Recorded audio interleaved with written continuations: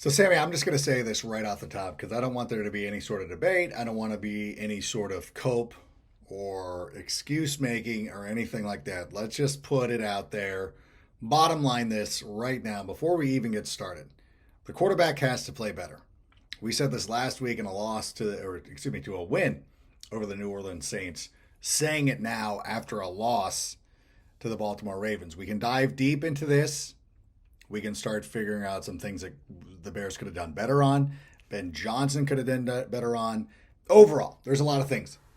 None of that matters if Caleb Williams goes out there and plays the kind of football that he's capable of playing. He just didn't do it. And that's the biggest takeaway. There's really nothing else to discuss at this point. Despite the fact that it was a 14-point loss, if Caleb Williams plays the kind of game that we know he is capable of playing, this is a laugher. It's not even close.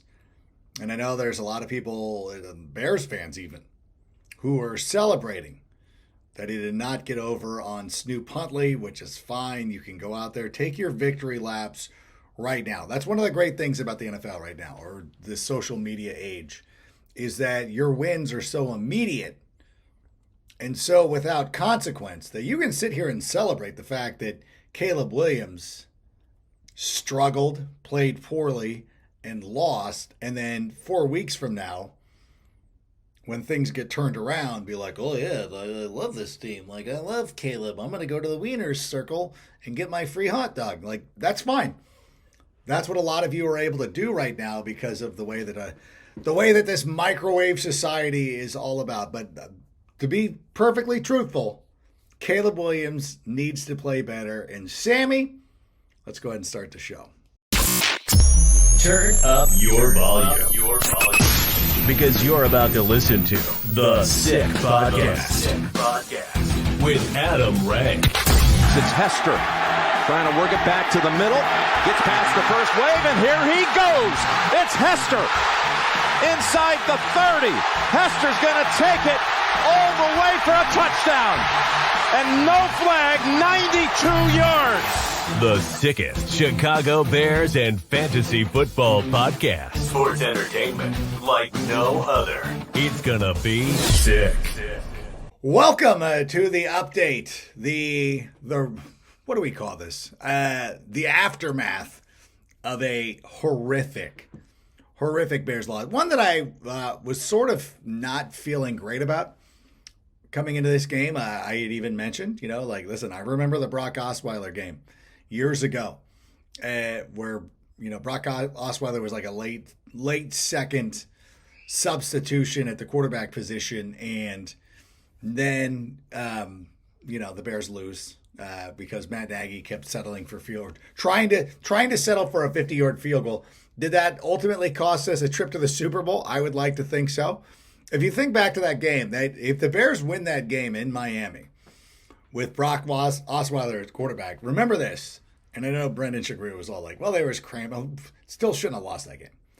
The Bears would have been in the number 2 seed, which means the double doink never happens. They would have probably played host to the LA Rams in the second round, a team that they beat that season. Not only that, the Rams historically do not play well at Soldier Field. A lot of things going on. They go to New Orleans, they win. We probably get ultimately destroyed by the Patriots in the Super Bowl, but still, it'd be a Super Bowl. Who knows? Maybe Mitch Trubisky looked at. I think he would have been Rex Grossman. Wouldn't have mattered. He'd be a backup right now. Doesn't matter. But what does matter right now is that Caleb Williams is not playing good quarterback, and I'm not going to sit here and say that he's a bust. I don't think that it was the wrong pick. Now, it is interesting because he is clearly at the moment being outplayed by Drake May, who went out there and had 3 touchdown passes against the Cleveland Browns today. A Cleveland Browns defense that has been stifling pretty much everybody outside of Jahmyr Gibbs. A very stifling defense. Drake May goes out there, and which it's funny to me too, because Commander fans are enjoying this too much, and it's like, what are you laughing at, bleeping bleepers? Like, your quarterback's not even, you're going with Marcus Mariota again for who knows how long. I know they're going to be like, well, it's a week-to-week thing. Yeah, that's what they said with Lamar Jackson, who went through a bye week, still didn't play. Is he even going to play on Thursday? Don't think. Listen, where would the Commanders be if they had Drake May right now? I think they'd be in a lot better shape. They might have gone to the Super Bowl last year. Maybe they win that game. So I don't know. I don't know what the Commander fans are laughing at, but clearly, but even then, like going back to the moment, I'm not going to be a prisoner of this moment. And I'm going to look back that when we went through that draft, I will say this right now. You can cold takes expose me all you want. Did not want Drake. I'm like, I'm not living through that again. Like you cannot, I know it's unfair to do to the kid. He had nothing to do with Mitch Trubisky, but I'm like, if you sit here and pass up on Caleb Williams for a quarterback out of North Carolina, I might end up just walking off the pier in Huntington Beach and then never being seen again. Fill my pockets full of wrenches and just walk off that pier towards Catalina and whatever. So I still believe that Caleb Williams can be the number one quarterback of this draft. I'm not gonna pivot off that point. I think it's clear to say right now that Drake May is clearly better than Jaden Daniels. There's nothing that Jaden can do. Like that book is closed. Drake May already better than Jaden Daniels. Nobody argues that. I still believe that Caleb Williams has time to go out there and right the ship.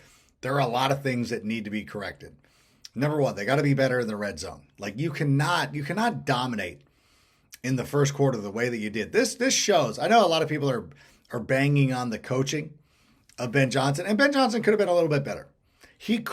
Ben Johnson could have been a little bit better. The quarterback has to bail him out there. That's just the way it is. That has to be on Caleb Williams. He's got to be able to bail out his offensive coordinator. If his offensive coordinator is not calling the best game, Caleb Williams has got to do stuff. This is where hero ball would help us. And we saw it too, man. We saw that big scramble. And you're like, all right, Caleb's running the ball now. Like, hey, is this going to be something? Can he make this something part of his repertoire? I just think he needs to be better.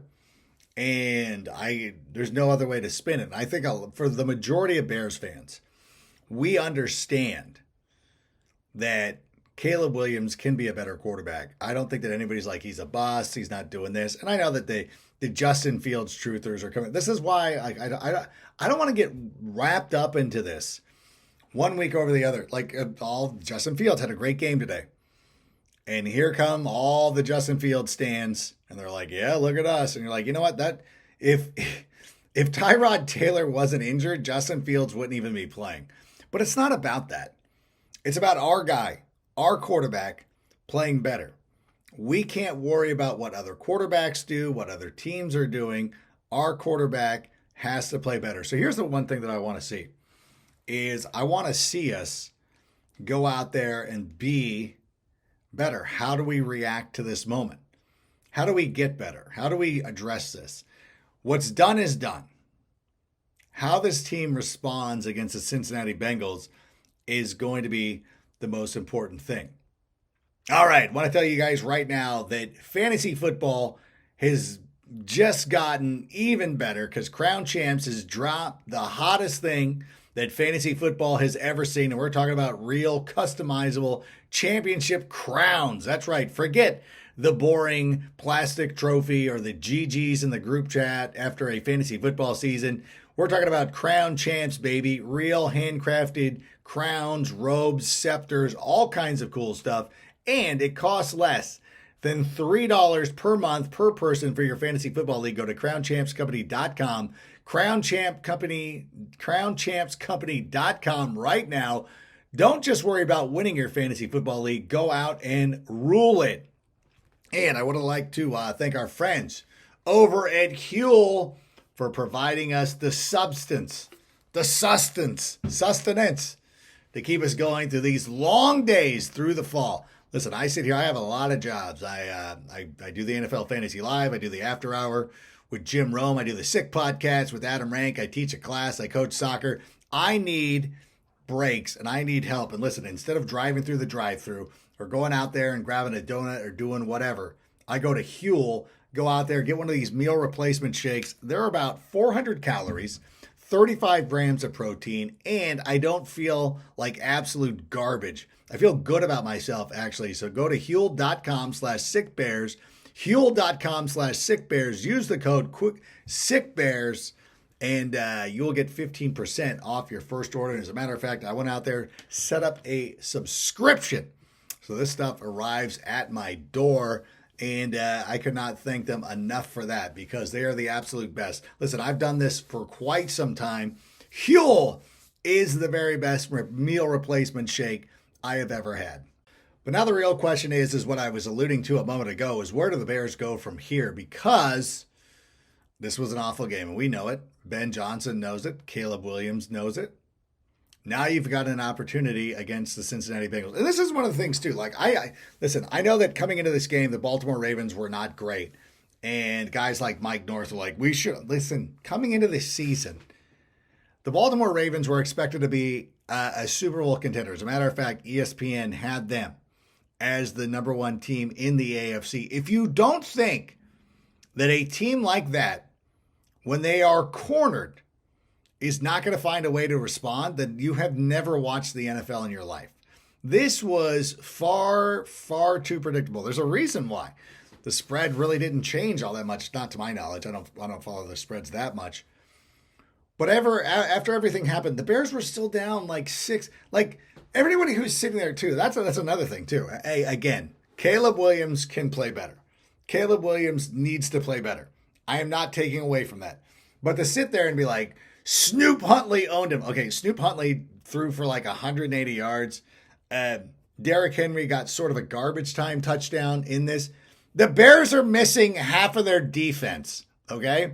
So the fact that it was that close for that long is a testament to how good this Bears defense is, okay? We need to recognize that. Again, but I don't want to lead with this stuff. And it almost feels like you can't mention it. Because then everybody wants to be like, you're coping for your quarterback. No, my quarterback could play better football. I got it. I've just spent 10 minutes talking about how Caleb Williams could have been a better quarterback. I'm not trying to dismiss it, erase it, or anything like that. Caleb Williams can play better, needs to play better. Do we got it? Are we good? Okay, at the same time, we can sit here and recognize that the Bears defense actually played pretty well. I don't think it's a thing like, played like Snoop Huntley was going up against a backup defense. This is the third preseason game. This is the fourth quarter of the final preseason game of the year type of defense. So don't get it twisted. Don't act like Snoop Huntley was just marching up and down the field against the 85 Bears, because that is not accurate and that is not fair. All right? So don't do that. Don't be that. If you want to form your own narrative, do it. I mean, like, whatever. Do whatever you want to do. Again, I'll repeat it. Caleb Williams needs to play better. I get it. Understood. That part's done. Signed, sealed, and delivered. Ben Johnson, stick with the running game just a little bit longer. Just a little bit longer. I feel like this is a trend, especially with a lot of these young offensive coordinators, where if you run the ball and you get stuffed, you're like, well, can't run the ball now. Got to go back. It happens. Every coach is guilty of this. They all do it. I swear to you, they all do it. But at the same time, Caleb Williams needs to play better. I want to make sure that this is what people are hearing, because this is all they care about. At the same time, the defense undermanned, going out there still playing not bad. Everybody's like, they're turnover dependent. Like, they're like, can anybody play dependent? There were some plays that were left on the table because we don't have our full complement of starters. And not to make that an excuse. It's just something that happened. But here's my thing. This is the biggest thing moving forward. This is where Ben Johnson and Caleb Williams are going to be measured. Not in games where they failed, but in how do you respond to games where you did fail. We remember a couple of weeks ago, they did not play very well against the Detroit Lions. The Jackals were out, gnawing on the carcass, And then Caleb Williams and Ben Johnson went out and had one of the greatest games of their, short tenure. They can do it again against Cincinnati. And that, again, okay, today's done.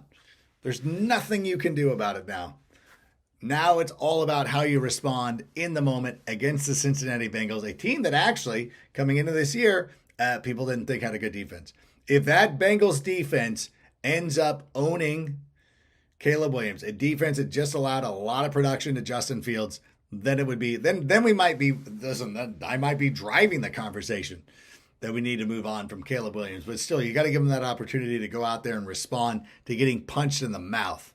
Because that's what today was. Getting punched in the mouth by a team that was expected to win the AFC. We'll see. Not by me. I picked the Broncos. But everybody else was picking the Ravens. So we'll see how it goes. In any event, thank you so much for being here. We'll be back on Monday. We'll be here for Fantasy Isle. Kendall Valenzuela will not be with us. She's taking her old man to the World Series. Got to be gutting. I'm so sick for her. She's a huge Seattle Mariners fan, but you know what? Maybe I'll try to track down one of my buddies to come out here and join me to talk a little fantasy football.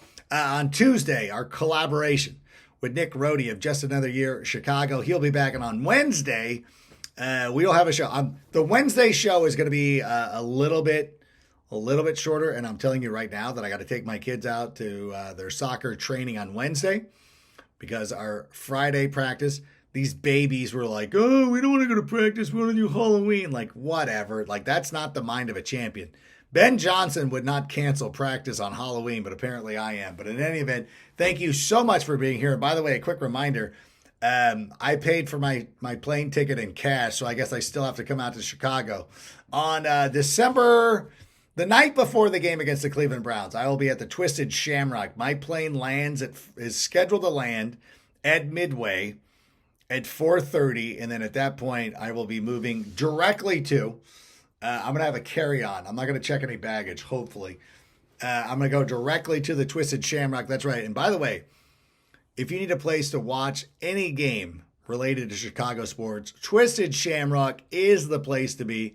Whether you're a fan of the Bears, Bulls, Cubs, White Sox, Blackhawks, Sky, or Fire, Twisted Shamrock has you covered with these giant, epic, big screens in their private party room, over the main bar, and of course outside in their awesome patio. Great service, great staff, and the best old-fashioned. This side of the Mississippi. I'm now moving at this side of the Mississippi. I'm now expanding the territory. It's going to be the thing that I order. I'm going to fly. I'm going to get a latte.